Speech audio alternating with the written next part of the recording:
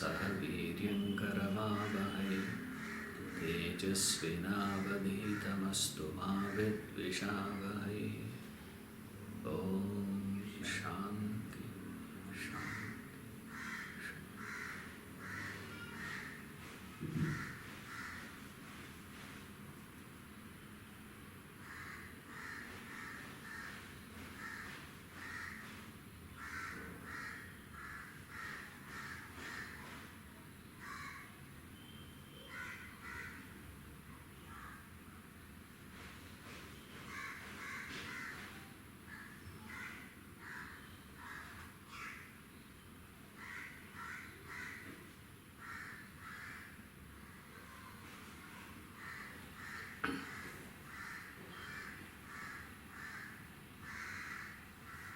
There is a belief that Valmiki wrote Ramayana even before Ram Avatar could happen.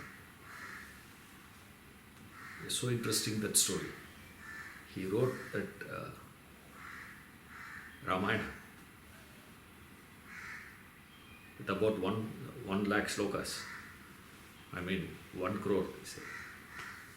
1 crore shlokas. They're supposed to be there in that, it seems. So it was written in Brahmaloka. When Valmiki was in Brahmaloka, he wrote that. And it is so interesting to see that.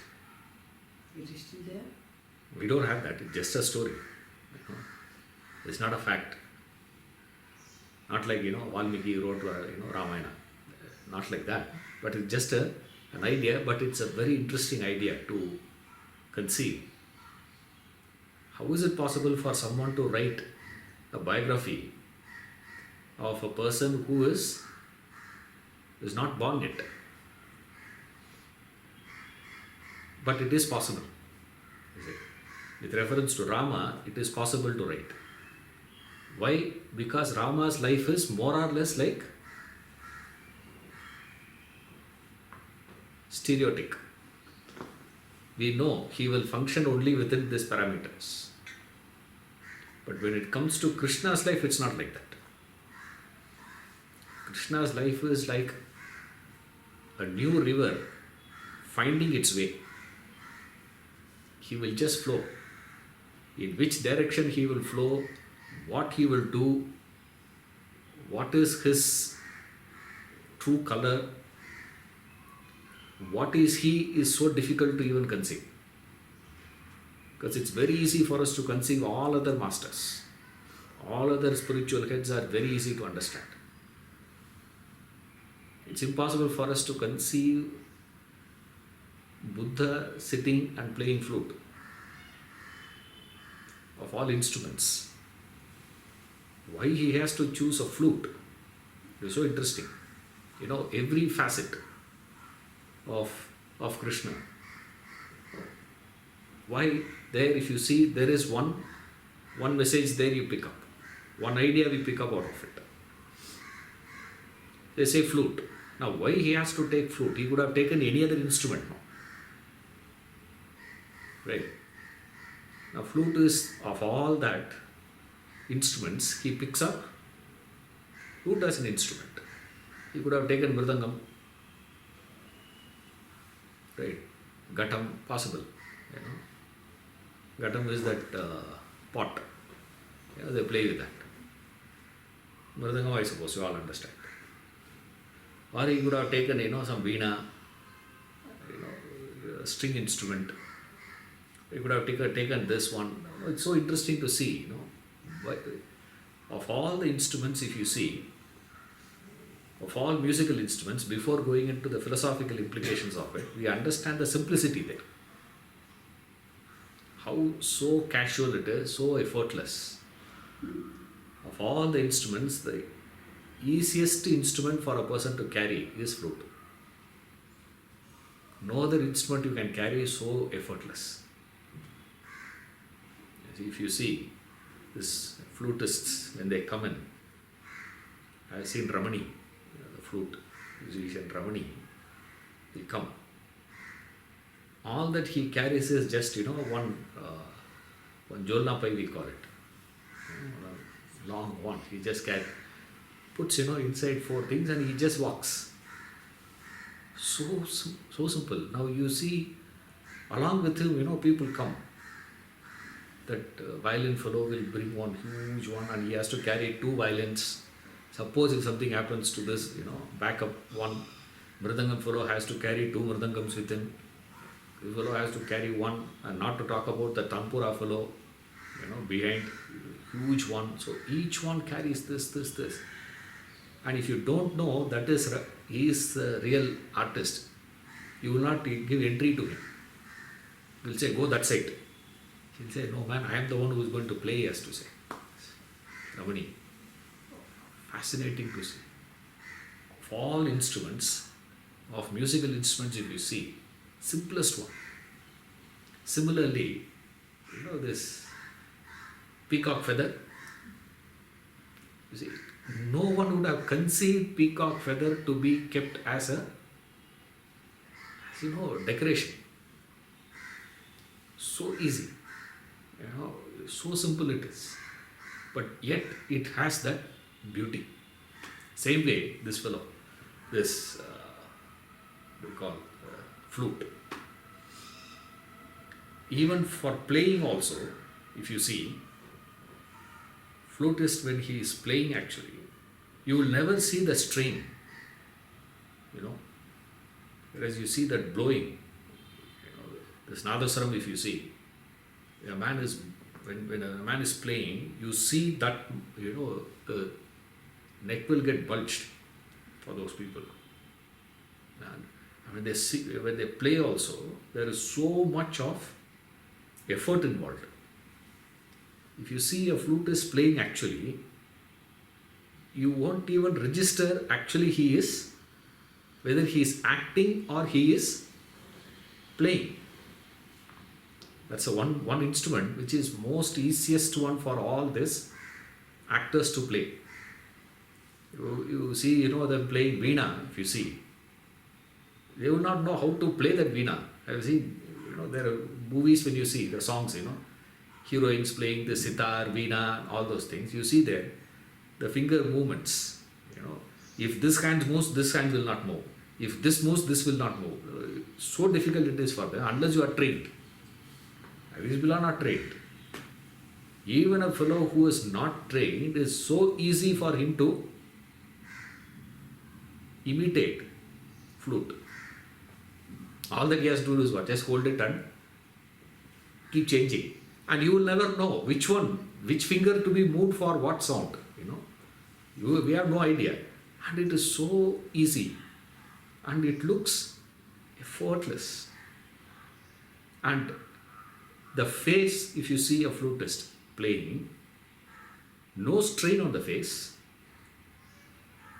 no strain in any part of the body, but they blow their lungs out. Actually, now flute, music learn.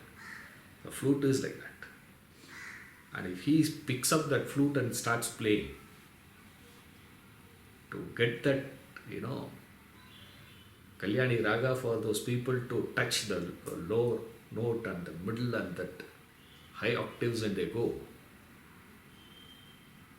At no level you find that difficulty. Some of them when they play low, it goes, so low. When they play high, you can see that effortlessness, the simplicity and effortlessness. Then comes the philosophical interpretation of it. Krishna, throughout his life, if you see, his whole life is simple and effortless. Now, today our mind has gone so complex. Therefore, we find him so difficult. Actually, Krishna is not a difficult one. Actually, Rama is the complicated person. Krishna is not a complicated person. On their own. Rama is such a complex personality. But Krishna is simple and direct, he is. Now today, for our minds, it looks the other way around. Rama looks very straightforward to us, and Krishna is the one who appears to us as, very complex fellow, sir, Krishna. He's not complex. He's just simple. He's just direct. That's all. Our mind has turned round. So therefore, they appear like that. That's why you take his dressing sense, you take his behaviors, you take the way he deals with people. Nothing complex. Rama is such a complicated one, but looks so simple for us. Suddenly one day this man does one thing, one day he does that. There is a lot of inconsistency you find in Rama also.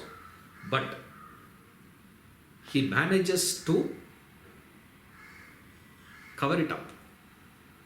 The inconsistency of Rama is very much visible but not easy to be recognized. Whereas Krishna's life is so direct. The inconsistencies of Krishna's life is so obvious for us. That is why it's so difficult for us to conceive. How can a spiritual personality be like this? One hand you see Krishna standing there and stealing butter. Other hand you see him standing and giving amazing strategist, political advice. And another stand you see Krishna as a person who is dancing with the gopis. Suddenly you see same personality becomes future, establishes a new state itself. He creates a new country.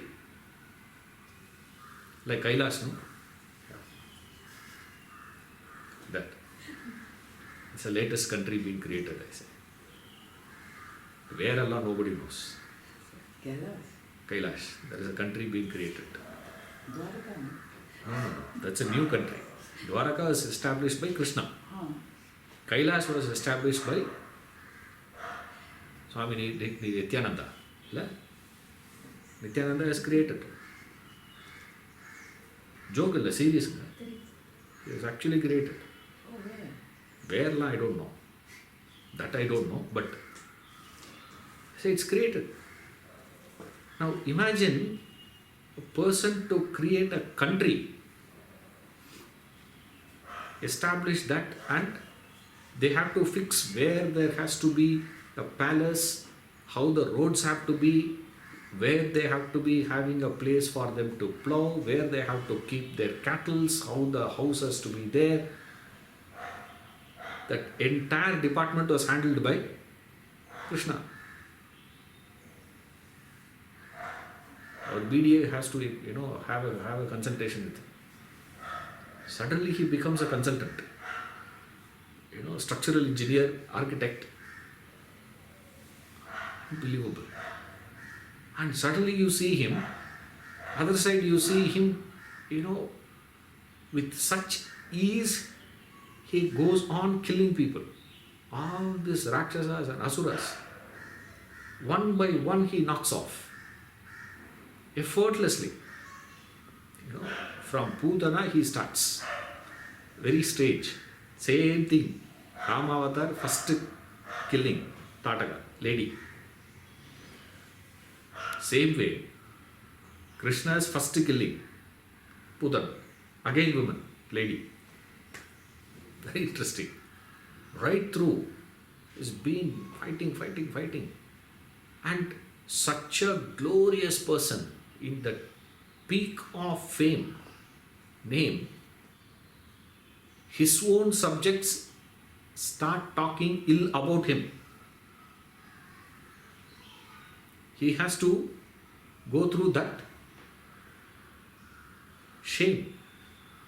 He has to suffer that humiliation, suspicion, and he has to prove he is not guilty. To whom? To his own subjects. Can you believe? So much of sympathy we people have for Karna. Can you believe a man who has done, who saved these people's life For years together, they have been living a happy life under his protection only. And one fellow accuses for one, what is that? Shamantaka gem, one diamond. There is a story. One of the relatives of Krishna, he does one puja he worships Lord Surya. And Surya comes and gives him a jewel which has one pendant. That pendant is that Shamantaka. What it does is, every day it gives 1 kg gold. All that you have to do is keep that Shamantaka, in the sunlight. You get 1 kg gold. It'll give out the light rays that hits the gem, and the reflected one, if you keep it, the reflected one out of that 1 kg gold falls out. How will not, don't ask. And he got that. And this man came and told that to Krishna. He was wearing that. Mala, he was wearing that. And Krishna saw that and said, wow, man, it looks so nice. That's it. After a few days, 2 weeks later, this man goes for hunting. When he goes for hunting, in the jungle, he is dead. Only his dead body was found. And this Shamantaka money was missing. So entire Dwaraka started accusing Krishna for that. They said, oh my God, this fellow died. Why? What has happened? Krishna became jealous of this man. I'm forgetting that fellow's name. You remember his name?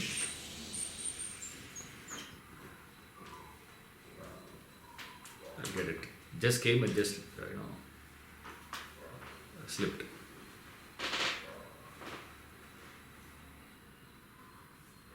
This man has to, now Krishna has to establish a fact. What? Satyajit. Correct. Satyajit is a fellow. Who? Shivaguru. Thanks. Satyajit. This man. He is the one who had that. So his body had come, but the jewel is missing. And everyone started accusing Krishna for that.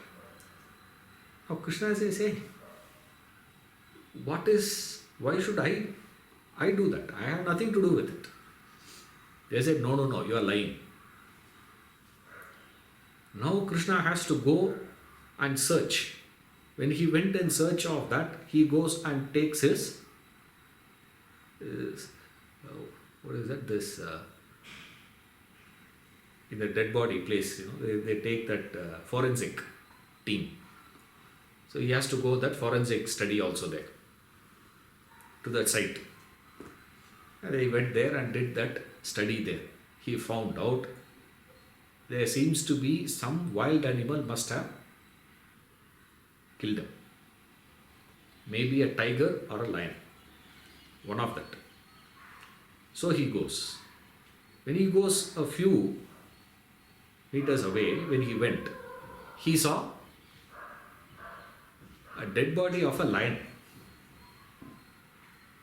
And he says, it's a lion's dead body is there. But it's that dead body is here, but the jewel is missing. He said, what is this? He says. Then he starts studying how the lion died. Lion had a fight with some other animal, with someone. And they have killed it and they have gone. So he had to find out who has killed that lion now. And he sees and he takes the steps and follows the trail and finally enters one cave. inside that cave, he sees that the jewel hanging in a corner. He's just lying there in a corner. He says, how come this jewel has come here? And he goes there to take that jewel, to take it out to the people to show. Suddenly appears this great Jambavan, the bear king, Jambavan, who was a character in Ramayana. Right, Jambavan is supposed to be one of the person, in Ramayana. Now Jambavan starts objecting Krishna taking that, and these two start fight, and the fight goes on and on and on. Krishna had to fight with Jambavan for days together, and finally Krishna decides, no point in me going on fighting with this fellow. Suddenly he shows his original form. What is original form? Not Vishnu. Appears in the form of Rama. Yes. And Jambavan says, by God, you are my God. How can I fight with you? So please, I surrender to you. Please pardon me. He says, fine. And he gives the jewel to him. Along with that, he gives his daughter also to Krishna to marry, Jambavati. So is the daughter of Krishna, of Rama. Yes. Why? Now immediately they give one connection. The connection they give is this. When during the coronation of Rama, after killing Ravana and all that, Rama was distributing gifts, return gift, to whoever has helped him. And finally they come to Hanuman. And Rama didn't know what to do to Hanuman. And he looks at Sita, and Sita looks at Rama. They don't know what to say, what to do to him. And finally, Rama gets up from his seat and comes near Hanuman, and suddenly he hugs Hanuman and he goes back. That's all. He doesn't do anything else. All that he does is he gets up, he goes and gives one hug, tight hug to Hanuman, and goes back. He says that is the greatest gift possible by Rama. All other gifts were all very ordinary. This is the greatest one. Because no one can even touch Rama. You don't even touch him. You see, such a person gets up and goes to the extent of going and hugging him. At that time, Jambavan got a thought. One thought appeared in his mind. One desire came. I wish I can also get a hug like that. Is it possible? To fulfill that desire of him came this second avatar, where Jambavan's daughter needs to be married to Krishna. So that desire is fulfilled. All stories only, okay? Don't think all that, right? But it's so interesting to see that. And then he has to come back, and then he gives all this. Then our fellows have started creating another one, they say. Why Krishna has to suffer this public humiliation? They have to give an explanation. No, how do you justify that? Justification these people started giving is the third day, third day, no moon to full moon. The third day when you see, third day or fourth day? Fourth day moon, if you see, you will get this curse. you will be cursed. So for that, what you have to do now? There is a parihara for that. You suffer this. For that, you have to go and worship Ganesha.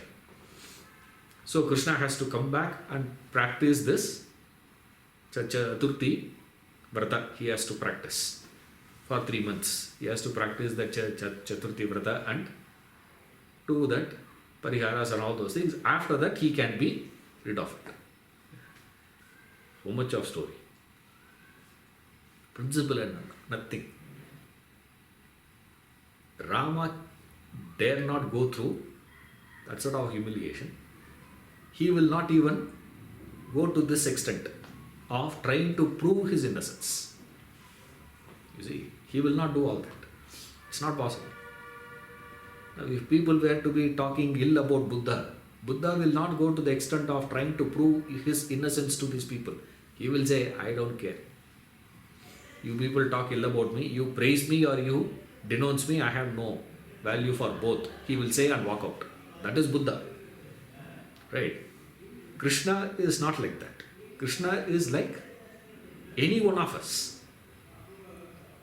He says, if there is something people suspect me, it is my duty to prove that I am not guilty. Now, he does this also with ease, effortless. So there is simplicity and effortlessness and very much like any one of us, Krishna. The problem is we just cannot digest that fact. Therefore, we get into very many things. You see. Now, of that I said, there's a thing been asked me to explain about what is this. This is the relationship of Radha and Krishna. It's so interesting. Of all the relationships, I say in the Puranas, one of the best is Radha and Krishna. And what is so interesting, there are so many things about her. In the original texts, there is no reference of Radha character. She is not there. Gopis, that's all. Right? Only the character Radha starts appearing much, much later. Old texts are not having. In Mahabharata, I have told you, if you want to know about Krishna, you have to study him from the Mahabharata, Vishnu Purana, Bhagavatam and Harivamsa. These are the 4 texts. None of these texts talk about Radha. There's no character Radha there. But subsequently, Radha became such a central figure where we have gone to the extent of prefixing her name to Krishna. See, Krishna you must have known. He had 16,108 wives. Gopis or what? No, wives. All married to him. Gopis are not separate. Right, that is separate. Those things are all crush. You say. You are official marriage. What? That is what is a Shodasastri Sahasrastraye Namaha. This is one of the Ashtotra name. Krishna has Ashtotra. 108 names, which we do puja for that. One of this is this. And the best part of it is, after saying this, the next one they say is Anadi Brahmacharine Namaha. Hey. And the best part is, they say they go one step further also. You see, next complication is like Ramakrishna Paramahamsa married to Sharda Devi. Right? He is married. So they thought, they are good couples. Yeah, they are a very good couple actually. Yes. One day, By mistake, one fellow saw the room was not locked. You see? So the door opened. They saw what this fellow is doing. He was shocked to see he is keeping Sharada Devi and doing puja to her. Like how he does puja to Kali. This Ramakrishna Paramahamsa is doing puja to Sharada Devi. People couldn't take it. They can't digest that. It's too much. Ramakrishna Paramahamsa Sharada Devi marriage is a separate marriage. That is not the marriage of Krishna.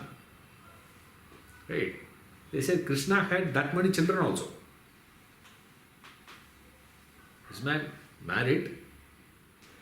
Also he is Anadi Brahmachari, perpetual Brahmachari he is, but he had 16,108 children also. What are you talking? You see, from this itself we should understand it is just a idea. Don't take it as don't go to the factuality of things. Remember, when you are reading these masters' lives, don't try to read it as you read about Alexander, you read about, Babur, Akbar and all that. Because those people's life was recorded in one pattern. These masters' recordings of here is of a different pattern. What is the proof? Very simple. You look at all those great masters we have. We had about any system you take. Buddhist. Buddhism is a very young one, actually speaking. Jainism is much older. Because one of the cousin of Krishna was a Jain Tirthanga. Cousin of Krishna. So Jainism was as old a religion as Hinduism. Buddhism is not so old. Buddhism is only 2500 years old. Jainism existed during Krishna's period. Krishna's third cousin or second cousin was a Tirthanga. He is. So he appears. His references are there in the texts. So it's not that it is old one. And you go to those places, you see all these pictures of Rama, Krishna, all those masters, paintings. You see, whether the sculptures or the paintings and all those things, if you see, all that has one thing common. None of them will have beard. You see? None of them have beard. Krishna never had a beard. There is only one place where you have a sculpture for Krishna with moustache. Chennai, Triplicane, Paratsardi, Swami temple, there. Only there we have one sculpture created with the moustache there. There also no beard. You mean to say Rama never had beard? Mahavira never had beard? Huh? See, Mahavira was not taking bath also. Right? He is not a person who needs to be to cleansing. Why they didn't take bath doesn't mean, he is so pure. That purity of his has come to the body also. Therefore, there is no need for him to even take bath. Which means he was not combing hair. Which means he was not having this, nothing was there. So, obviously he wouldn't have shaved. Correct? Huh? Now, no statues or pictures of Mahavira you will see with long beard.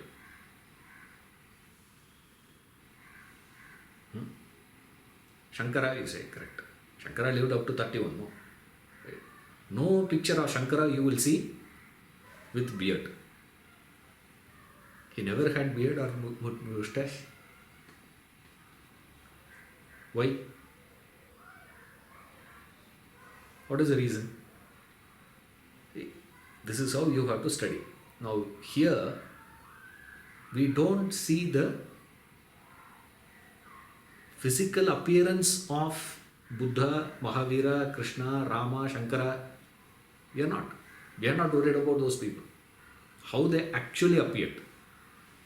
Then what did they do? These people started taking their physical appearance as an expression of their inner being. That is the picturizations that you see. That is what you see in sculptures, that is what you see in paintings. All the paintings that you see here, the paintings were all done not with the idea of how Mahavira would have actually looked. Right? Now you can't be thinking of Buddha in India. If you see, Buddha in India had a chiseled body, broad shoulders, waist, six packs. That is the Buddha we know. You go to Japan, that Buddha is who? That Buddha looks like Kubera. You see, you can't distinguish between Kubera's picture and Buddha. If you keep the two things, you will not be able to identify what is what. He also looks same. Now, is it Kubera or Buddha? But you come here, Buddha is very different. Their Buddha is different. Now, Buddha looked what now?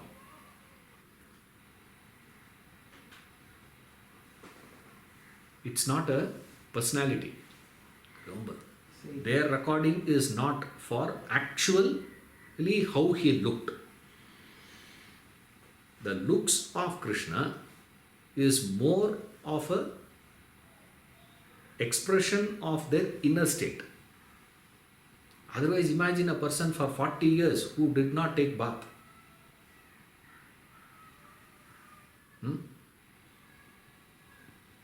What is the smell you get? But contrastingly, they say, if Mahavira walks 7 kilometers radius, will have that fragrance. I say, how can you have 7 kilometers radius? Kilometers, not just a few feet. Kilometers. Now, obviously, he must be sweating, no? Right? But when he sweats, that sweat is like rose water. How can a man sweat as a rose water? No. Now, don't think literally, please.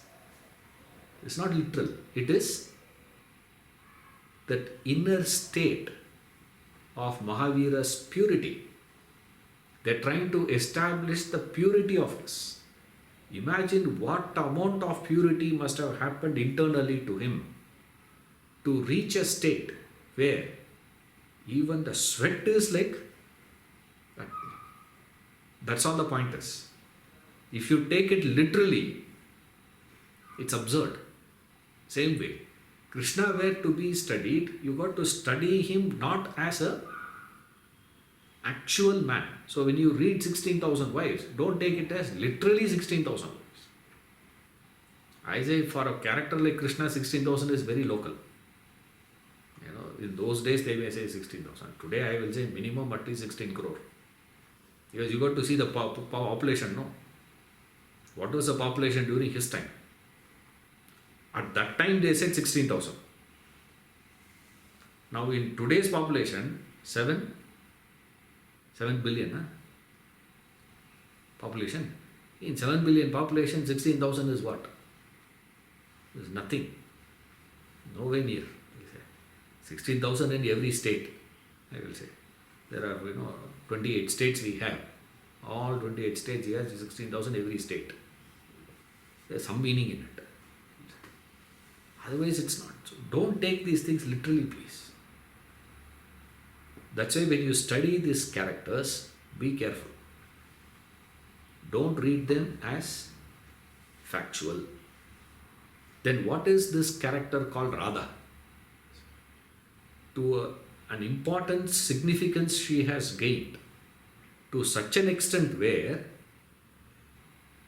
Krishna's name associated only with her. He is married to Rukmini, he is married to Jambavati, Atyabhama, nowhere. All three were kept out of equation, official merit. And this character was not married also. And it's not a marriage, character. Then what is it? And always you have another big problem we have. This Radha's relationship with Krishna. They think it is like some extramarital affair. You see, this is how we see today. Because our visualization is like that. That doesn't show anything about Radha or Krishna. That shows how our mind is polluted. That's about it. There's nothing to do with the reality of it. Because simple equation. They say Radha is already married. Okay. She is not a girl. Remember, Radha is not a girl. She is a woman, lady. She is married and she is living with her husband. Where? In Vrindavan. In Vrindavan they were living. And these people from Gokula, they have shifted to Vrindavan. They shift. When they shifted here, and then Krishna had to leave to Mathura from Vrindavan by the invitation of Kamsa. Kamsa sends an invitation to Krishna. Says, I invite you to see a tournament, for a celebration we are having, so you also come. Please come. So he gets the invitation. He goes. After he left to Mathura, he never came back to Vrindavan. No contact. After that, Vrindavan story is gone completely. Krishna enters Mathura. After that, Krishna's life is totally different. And he never goes back to Vrindavan to meet any one of them, nor any one of them come to Dwaraka or Mathura to see Krishna and spend time with him. Nobody does that. So when Krishna had to come and kill Kamsa, Krishna was of 10-year-old. Krishna was 10 years. Because after that only he gets this Upanayanam ceremony done and he goes for school. Schooling Allah happens to Krishna only after that. Right? Not before that. And they fall into the category of this people who take care of the cattle and all that. Who are they? They fall into the category of Vaishya community. So for them, Upanayanam ceremony gets done at the age of 11. Not before that. So at the age of 11. 11 when they calculate, that calculation is from the time of conception, not from birth. This is another calculation they say. So from there they calculate, which means physical birth if you take into consideration, it is 10. Conception if you take one more year added. So it becomes 11. So Krishna came, before that Krishna had to kill Kamsa. So what was the age of him? At best you can calculate is 9.5, 10 maybe, just entering 10. 9, 10 is the age of Krishna at that time. Okay.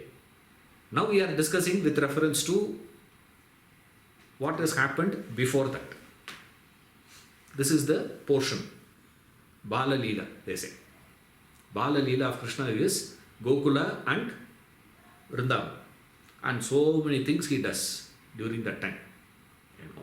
Bala Leela includes the killing of Bhutana, killing of, one by one. Starts from there.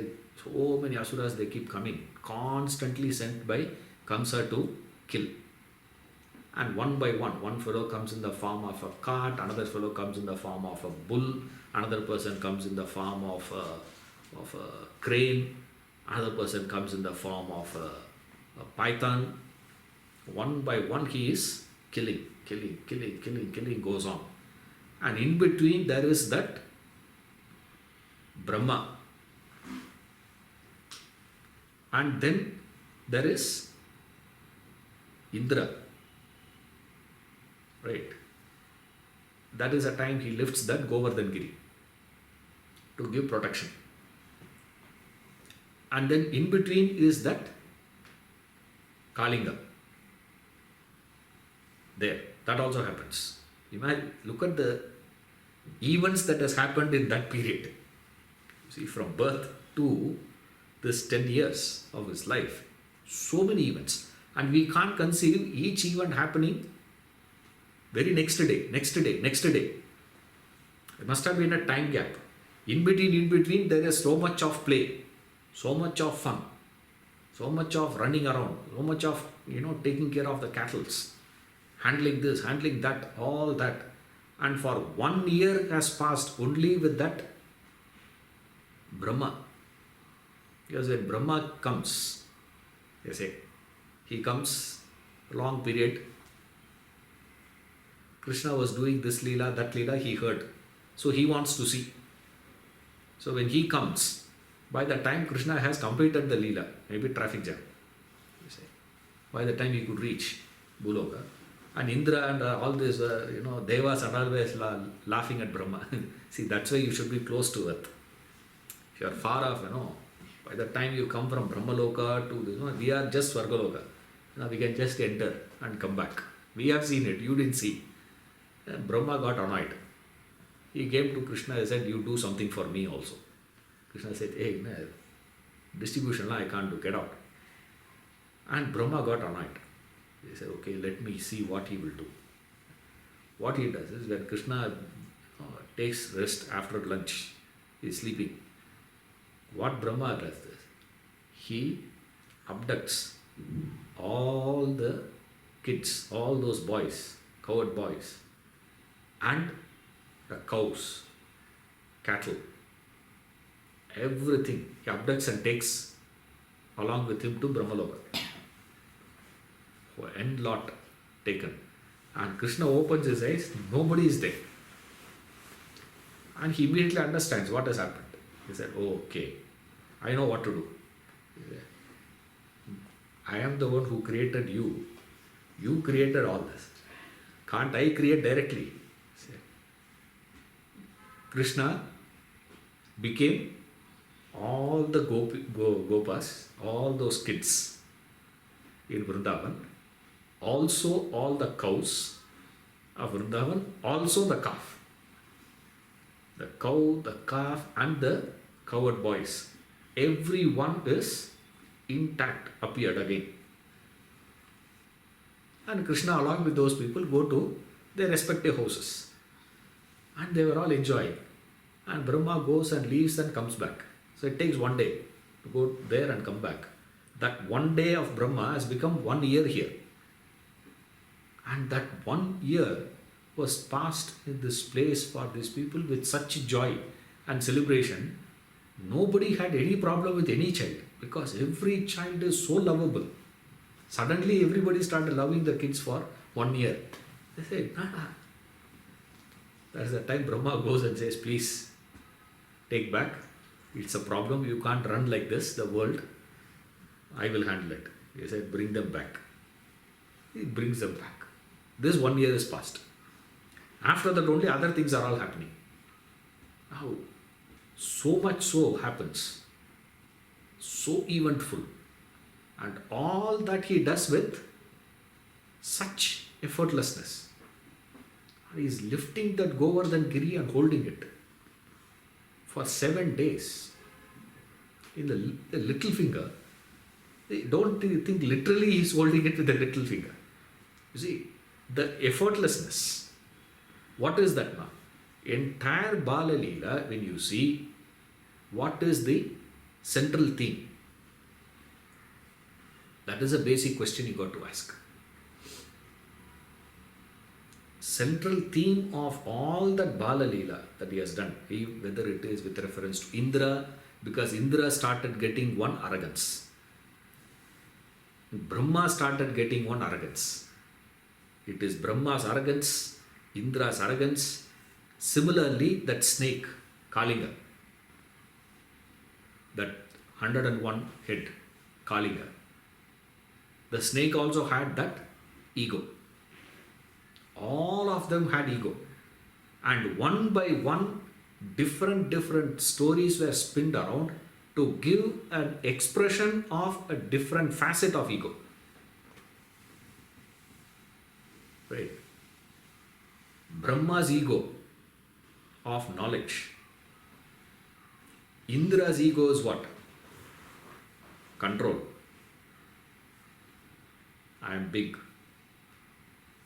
This Kalinga's ego is what? Kalinga, you know the story of that the snake playing that this one, the 101 hood, the snake. There's a dance he performs, he kills. Now I'll come back to it later, but first you need to understand in general what is the thing there. That Bala Leela. Throughout that Bala Leela, what was he doing? Is he is killing the arrogance or killing the arrogant. This oppressing, the destructive types. Whoever comes and attacks, he is killing them. Otherwise, he is not going to kill anyone. On his own, he doesn't go and kill anyone. But whoever comes and to attack, he kills. That is one aspect of it. But the Bala Leela is not more of those things. Killing of that, crane, killing of this one, killing of that one is not his. Bala Leela, if you see, the essential aspect is only this. The stealing of butter. 1. 2, this Brahma's episode. 3 is that Indra. Because these people were worshipping Indra. Krishna challenges it. And look at the beauty. What is so interesting here is, what is the age of Krishna? Highest is 9, which means during this time it must have happened about few years before that. Must be around 7 or 8 perhaps, at most, we can think of. If you say he is 7 or 8 year old, the 7 or 8 year old boy participates in a discussion of how that celebration to be done. Indra Vida. They used to conduct that Indra Vida. He said, you guys are worshipping the rain. Because rain comes from Indra. Indra is the one who gives out the rain. He is the thunder god, rain god. You guys are worshipping rain. We don't know about whether Indra is there or not. That we don't know. But one thing all of us know, the rain we are getting here is because of the mountain. And he has. And this Kandana, the Rishi, who is the founder of Vaiseshika, he has explained the process of rain. How the water gets evaporated from the ocean, forms clouds, the clouds gets condensed, and the clouds were not heavier, it comes down, it hits the mountain, then rain comes. It's there in the Sutras. And he compares that to explain his philosophy. This is the example he gives. Like that, this also, he says.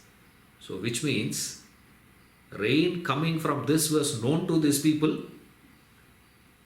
at that time itself. There's nothing, extraordinary here for us to say only latest science only had found out. This was known to these people at that time. Right? I'm not saying immediately or immediately, biology and all they knew, virology and all they knew and all that. Okay. This process was recognized by them at that time.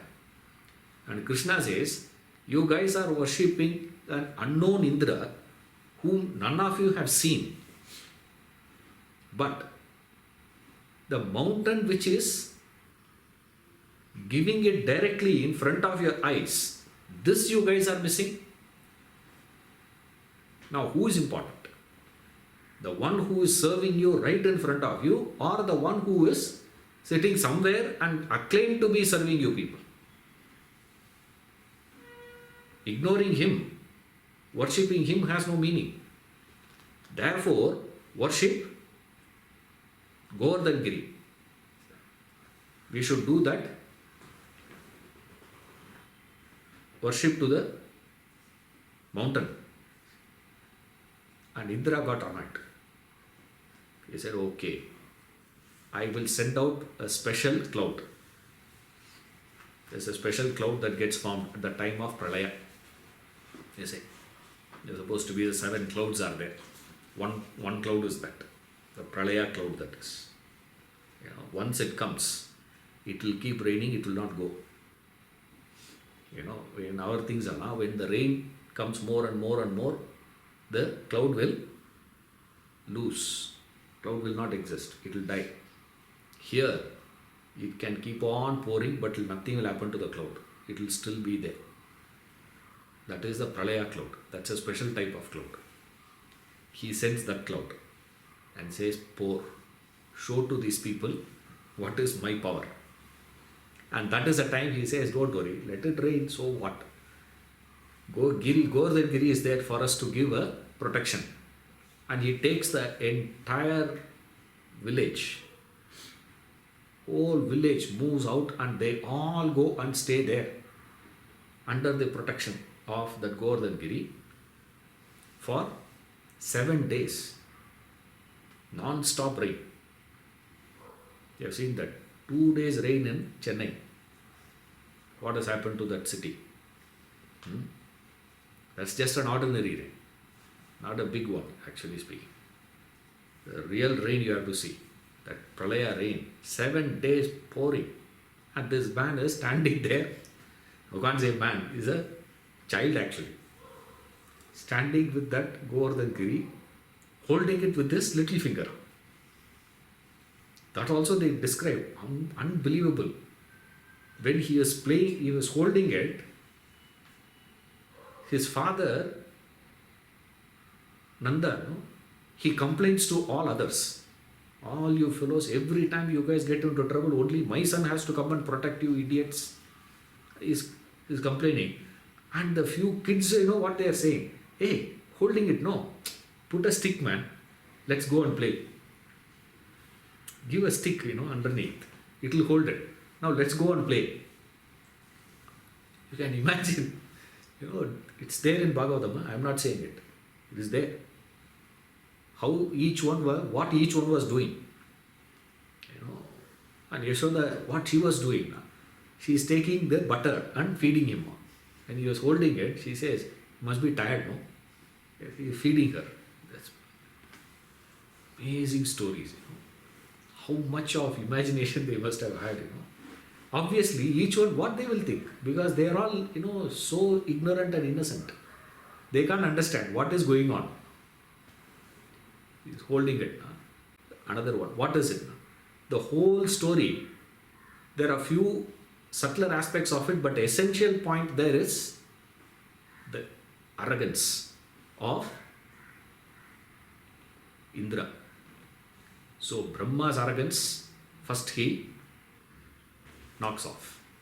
Then he knocks off the Indra's arrogance. Right? Now he comes to the arrogance of that snake. That is also knocked off. But then there is one arrogance still there, says Sukha. Sukha Brahma, who is giving the story of Krishna. He says there is one very, very, very subtle and so refined arrogance, which is experienced by the gopis, he says. The gopis had a different form of it. You can't call it as actually, ego, nor can you say that it is egolessness. It is neither ego nor egolessness.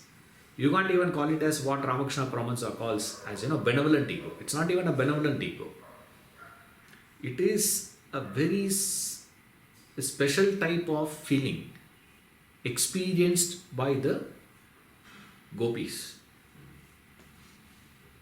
The sense of security they were feeling, the sense of completeness they were feeling, the sense of oneness they were able to feel with Krishna was so complete, so complete. A very subtle form is there. Now Krishna has to pluck that out also. Arrogance of Indra, very easy to see. Arrogance of Brahma, not so easy to see. Arrogance of Kalinga is detestable. Ego has very many manifestations. One is a detestable one. You run away from that. That's the Kalinga. No one was going anywhere near that lake where Kalinga was living. No one goes anywhere near. That's the poisonous arrogance. So he has to destroy that. With the other group of people, with Asuras and Rakshasas, he was killing them itself. Here, with Kalinga, Krishna did not kill Kalinga. Remember, he didn't kill that snake. People, some of them may think, he killed it. No, he didn't kill that snake. He only removed the poison out of it. Same way, he did not destroy Indra. He only proved Indra's incapacitation, limitation. And to Brahma, he established how much he is ignorant. Because Indra's ego stems from where? Power. I am the most powerful. Brahma's ego stems from I know everything. That knowledge. So ego can come from knowledge or ego can come from power. He says that needs to be dealt in a different way. The ego of knowledge needs to be dealt in a particular way. How do you deal with that now? What did Krishna do to ignore? He completely bypassed, ignored Brahma. Ego. Right? Indra, what did he do to Indra? He created a parallel power. Suddenly, he said, this, go over that giri, which is just a mountain, just a stone. See, collection of stone, no, that's all it is, rocks. The rock is superior or as equal to you as this. He elevated this to the level of Indra. Like you do for him, you should do equally for him also. That is the way you handle that ego, he shows. Then how do you handle the ego of the poisonous one? Destructive. Crush it. He jumps on it and starts crushing one by one. Hood by hood he goes on crushing till that snake gets completely tired. Finish that, he says. This is how you handle this. Now you need to know, how do we handle that sattvic ego, sort of. See, tamasic and rajasic ego is the representation of these people. Now, pure sattva, pure innocence. You can't even call it as sattva, I would say. I would call it as, so innocent. In that innocence, people will have one form of ego. How do you handle that? What do you do with that ego? That ego also should go, no? That is the Rasa Leela. The Rasa Leela is to be understood like this. The problem we have is, we think Rasa Leela to be having a sexual connotation. That's where it becomes a problem. Otherwise, by itself, there is no problem with it. Rasa Leela. Rasa Leela to be understood like this. Otherwise, you will understand. I say, even if you take it as sexual connotation, it has no meaning if you read the story. Because during that time, what is the age of Krishna?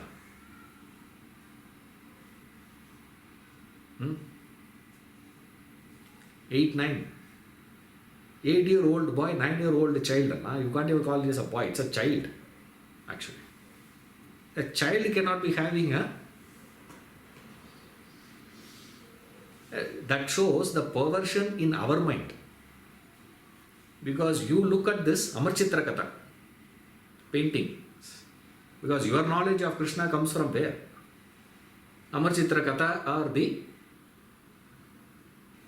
stories that you see. That's about it. But if you see this, you cannot be adding any sexuality there. See, it shows how much our mind is perverted. Our pollution is shown, not the text. In the text there is no pollution. Because Bhagavatam gives that episode. The Rasa Leela episode is appearing in Bhagavatam itself. Now, why they have to give a story like this? They could have easily avoided that. Now, why unnecessary complication, complicate the whole thing? No, he puts it across. And it has been, successive generations have passed it to the next generation without any editing. No editing has been done. Unadulterated, they were given. Why? Because that society had that maturity to understand. Today, we lack that inner maturity. Mentally, we are not having that sort of a capacity. Therefore, it looks for us. Otherwise, imagine all the ladies is standing there and he's just doing a dance now. That is so significant. It starts with the music from Krishna. Krishna is sitting and look at that. There, whose ego is getting destroyed? Whose ego is getting destroyed now? Whose ego? This is a mistake. Not the gopis. It is the ego of the Manmata. He had that belief, I can influence anyone. You see, I can influence anyone. Manmata is the lord of lust, god of love, love god, Cupid. In our tradition, we have this Manmata. He has this belief. That is why if you see that entire scene, if you see, it's a full moon, In that full moon, they had this cool breeze and soft music, and there's a river flowing next to the river. You should have been there to recognize all this. The most ideal environment for triggering lust. Best one situation. And Krishna is sitting there in the tree and he starts playing the flute. He's playing the flute. Right? And as he is playing the flute, what is happening now? All these ladies leave all their works. They all leave halfway through and come to Krishna's place. And they are all there with him, and they, along with Krishna, started dancing. Right? This is the Rasa Leela. Now in this Rasa Leela, so many things people started adding to it, depending upon their visualization. Now, if you read that Gopika Geetam, you will see how they feel the pangs of separation from Krishna. Because suddenly halfway through, Krishna disappeared. They were all enjoying, they are all dancing, and they are all, having fun. And suddenly Krishna disappeared. And all the gopis started crying. And that cry was written by Jayadeva. The devotee, Jayadeva, wrote text, Gopika Geetam. Amazing one. What the cry of theirs is. How they cry for getting that Krishna back. It is so interesting to see the beauty there. Now, what is that implication there? Everything can be there, but absolutely no temptation. Neither can Krishna fall for it, nor the gopis fall for it. Now, the stand of Manmata becomes, the position of Manmata becomes what now? I can influence. You cannot influence. Where you cannot influence. So if you say, now I want to get over Manmata, what you should do? Kama. How to get rid of that kama, lust? How do you get over that? The easiest way is to become like these gopis. You can't become a Krishna, but you can become the gopis and get over it. That is the story. But they were crying. They were crying for what? They are not crying for their separation. That's the beauty. The innocence of theirs. One of the shloka, one of that verse that says, of course you are angry with us. You are hiding somewhere. And where are they? They are all just in the banks, riverside of this Yamuna. And all around is what? Just the trees and bushes. Krishna, it is darkness all around. In this darkness, don't go and hide in some bush where you may be bitten by some insect. Come out. There also they were not worried about their separation. Their worry is where? Him. The focus is where? Focus is on Krishna, not on them at all. That is the beauty of this Rasa Leela. Then comes a philosophical interpretation. See, philosophically, flute has an interpretation, Kalinga has an interpretation, and then even this Rasa Leela has an interpretation, Radha has an interpretation philosophically. Philosophically, it's very simple. Flute is what? Empty. That's all. All that you have to do is what? Empty yourself. The moment you empty yourself of all ideas, beliefs, thoughts, desires, aspirations, attachments, nothing should be there. You just make yourself empty. Krishna representing nature will bring out a fantastic music of your life. Your life will be so musical, so enjoyable, so exciting, so enticing. Otherwise, life is a drudgery, boring, dragging, is jarring. See, that is why he took out the flute. This is just a one statement. That's about it. There is nothing more than that. Philosophically, these things are all just a statement only. Over. Next, if you take, okay, sir, then what is Radha? Radha represents what? Radha represents the completion of Krishna, a shadow of Krishna. Because if there is an object, it must be having a shadow. And nobody will talk about the shadow. Nobody is going to worship that shadow. That is why in the earlier textbooks they never referred Radha.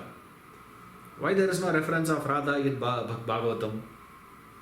Why there is no reference of Radha in Vishnu Purana? It's not there. It comes much later. Why? Initially, they thought, what is the necessity for us to talk about her who has become part of Krishna? This is one way. Another way we look at it is, if Krishna were to be taken as a man, right? A man, if you keep one side, 100% man, there has to be a counter, no? What? Someone should be there as 100% woman. Only then it is balanced. Otherwise, there is no balance. Otherwise, it will be an imbalance.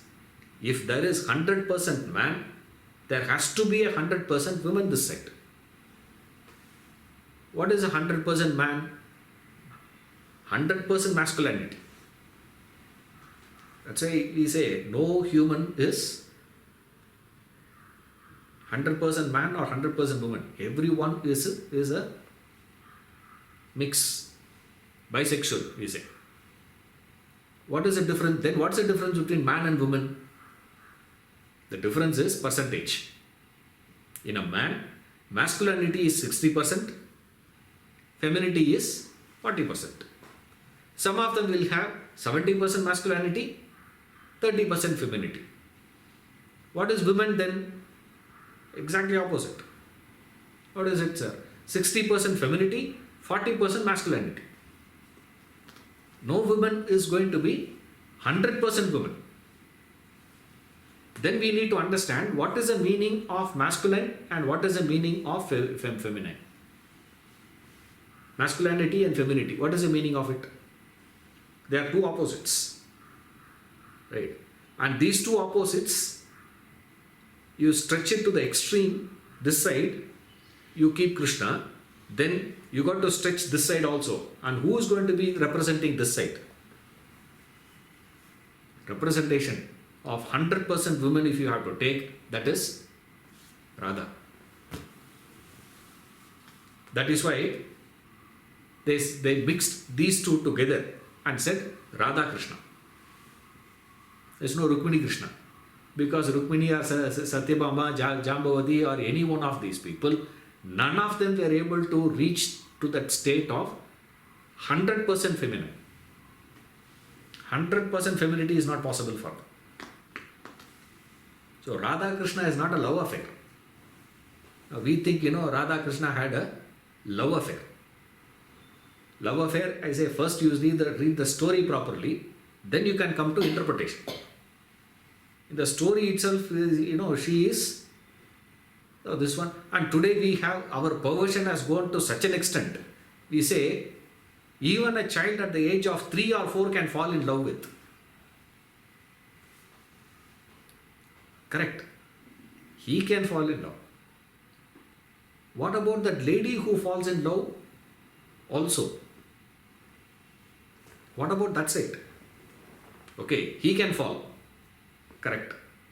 You mean to say a woman will fall in love with a child of 7-year-old?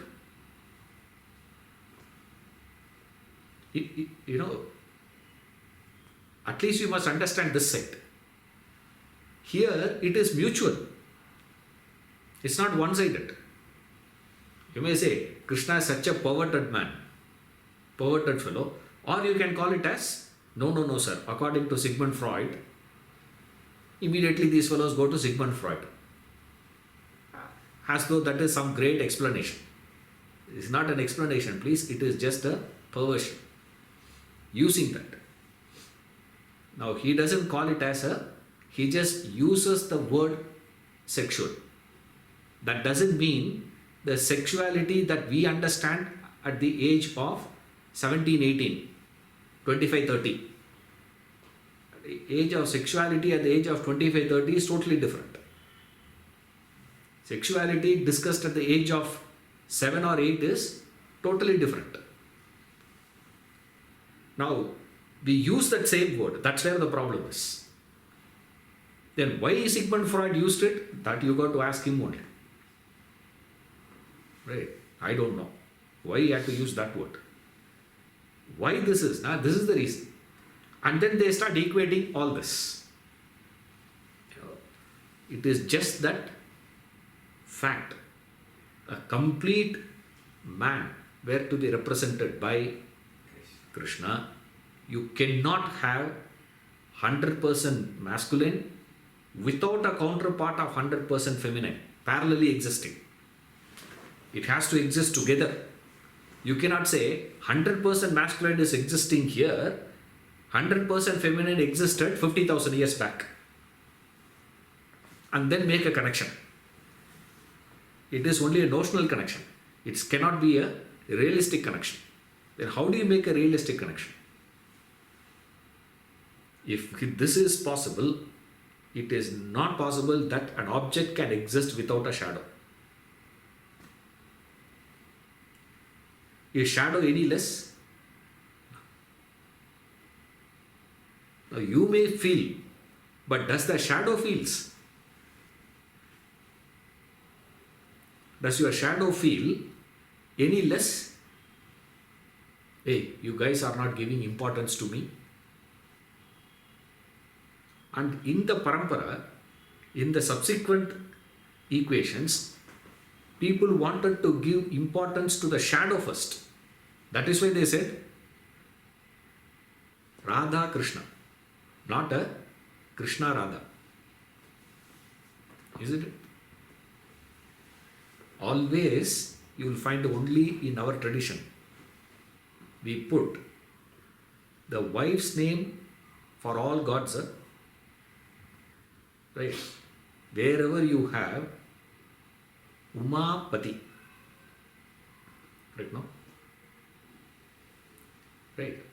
There are names for Shiva. Lakshmi Narayana. Reference to Narayana also. We have names.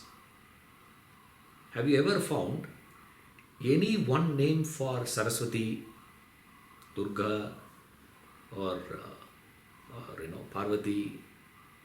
So many names are there, no, for all the feminine deities. You have a single name where they gave the husband name first and then goddess name, god name, goddess name, reference to the goddess. I have not found. If you find, please let me know. I could not see. I've read this, Ashtotras of so many. Lakshmi Ashtotras are there, Saraswati Ashtotras there, Durga Ashtam is there, this is there, that is there. So many people have written so many slokas and stotras and all that. I have asked people also. They say, "Illa theriyala." I say, to my knowledge, it is not there. I say, if you find out, please let me know. But this is very popular. You see, the goddess name comes first, followed by the god name. That is there. Never we have god name and then goddess name. Peculiar. And then we say women were oppressed in this system. I don't know what to tell people. It's so obvious here. Classic example we give is this. That's why they stretched it to the extreme. 16,000 wives. Not a name you have. At least you have Radha Krishna. Yes, sir, it is there. But of that, Radha Krishna became more popular, you can say. That is also not there. Nowhere we have Satyabhama Krishna, Rukmini Krishna. Rukmini Kalyanam they say. That's about it. But nowhere they were prefixed with the name itself. Official one was not prefixed at all. And a character which just appears, which we don't even know actually whether it has existed or not, or it is just a fictitious character, we don't know. But in the Sampradaya, this became such a prominent one. In fact, in that Bhajana Sampradaya and all that, you have to say only as Radha Krishna. Radha Krishna, Radha Krishna, only they keep saying. Why Radha becomes such an important one? Because she represents what? If masculinity is the representation of Krishna, who represents the consciousness, who represents Brahman, then femininity should be representing what?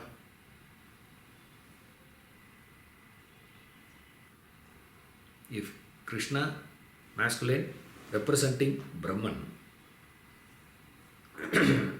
Radha, feminine, representing the Jivas. Who is Radha? Of the gopis. She is one of the gopis. One in the gopi.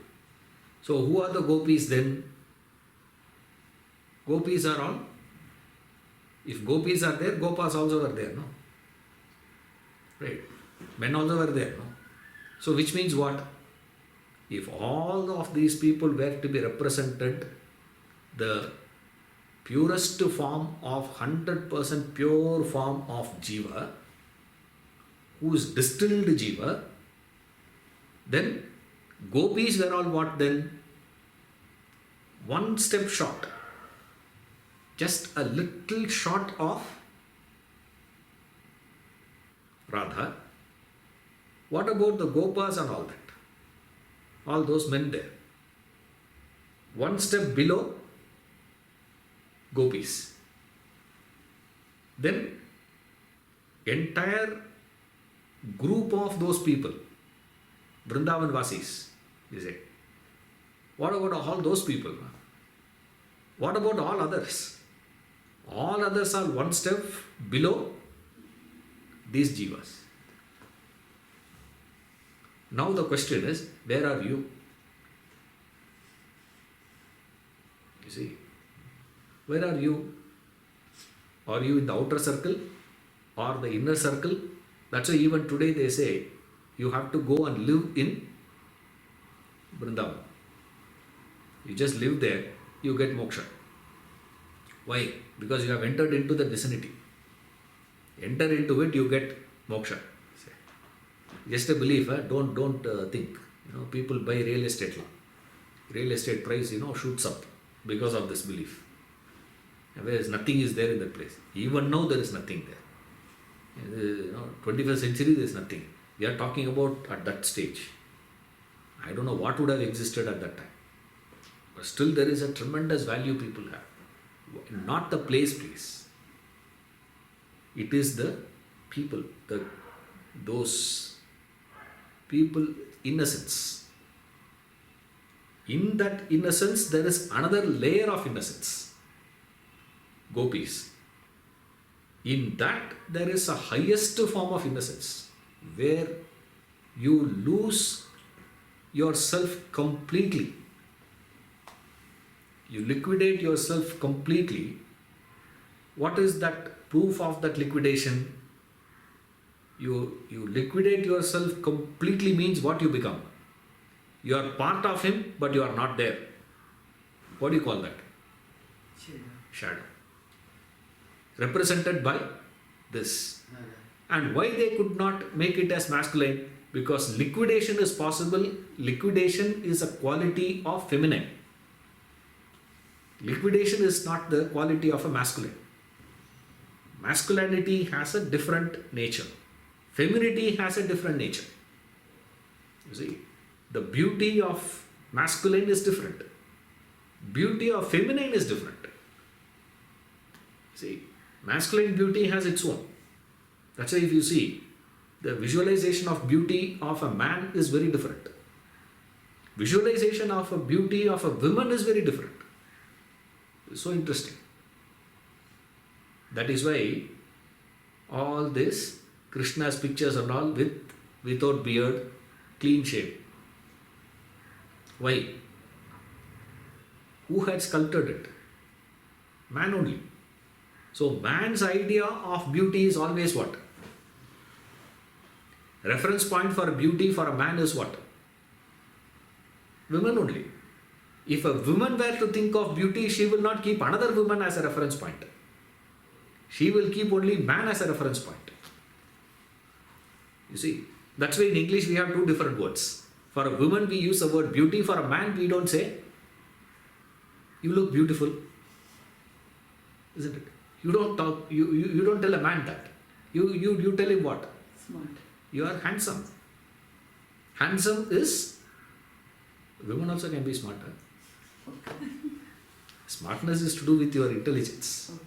I'm saying appearance. Appearance if you take, you call a lady, you go and tell a girl, you look so handsome here. She will get annoyed. She will take it as an insult. You see, whereas you go and tell a man, you look beautiful, now he will take 2 steps away from you. You see, like I saw first time, one of the guy from Australia. I'm seeing him for the first time. So this Australian guy, we were here, and to cross that road. So when you're trying to cross the road, another fellow held his hand. He just held his hand and said, let's cross. The shock he got, that I could visibly, suddenly his face turned pink. He said, I said, Nada, what happened? What's wrong with this guy? He asked me. What's wrong with him? Another fellow asked me, what's wrong with him? I said, nothing wrong with him. No, something wrong with that fellow. I said, what is wrong? He's holding my hand, man.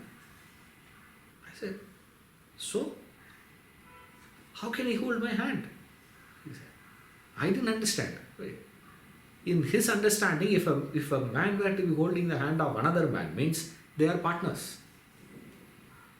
I didn't knew this. I said, what's wrong in that? I said, then only he told me, hey, this is what it means. I said, in our country we don't care about all those things. We keep holding hands, keep walking. We put our hands around the shoulder. I said, next time when you go abroad, be careful. When you come to our place, be careful, man.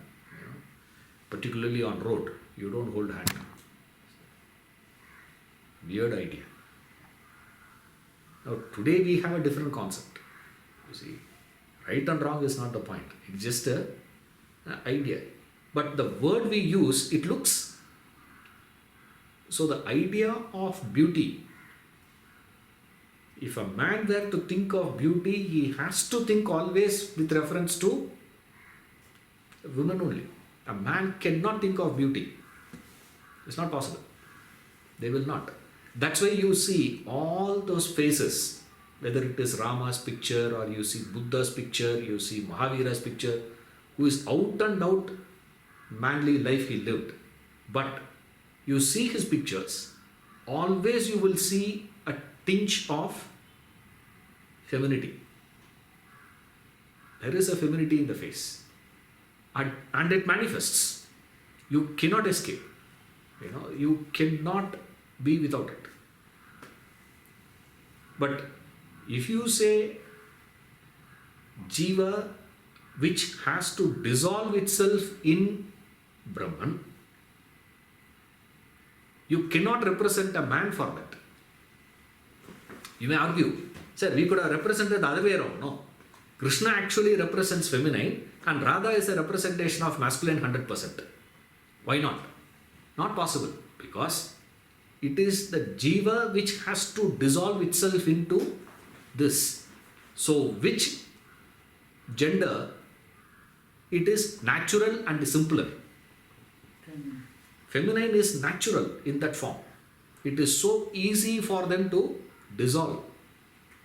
A masculine cannot dissolve so easily. That's why if you see the adaptability, a man adapting to a new place versus a woman adapting to a new place. In a matter of few weeks, they adapt. Man takes years to get adapted. They cannot blend. That's why we have in our culture, after marriage, girl moves out from her parents' house to in-laws' house. Why not the other way around? We can do this also. No, what's wrong in that? Anyway, you have to go. No. Now we say what? Both are problematic, sir. Go to some other place. You also leave, I also leave. Because today we have lost that capacity to blend, adapt. Why? Adaptation demands what? Liquidation. Now, between the two, liquidation is possible for whom it comes easier, natural. Therefore, they created Radha. I'm not saying it is a fictitious figure. Maybe there was a Gopi by name Radha would have existed. But don't stoop it down to the level of some extramarital affair. As though we think they are lovers.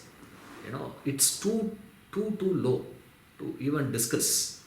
That's why this is not discussed at all. That's why I'm very concerned when it comes to Krishna's discussion. Problem is this. It's very easy to misunderstand Krishna. Difficult to understand Rama. And mark my words, it's very easy to misunderstand Krishna. And because it is very easy to misunderstand him, what do? We misunderstand completely. Completely go out of equation. Now, the aspect of Krishna, if you have to understand, move in this direction. We'll see you next class.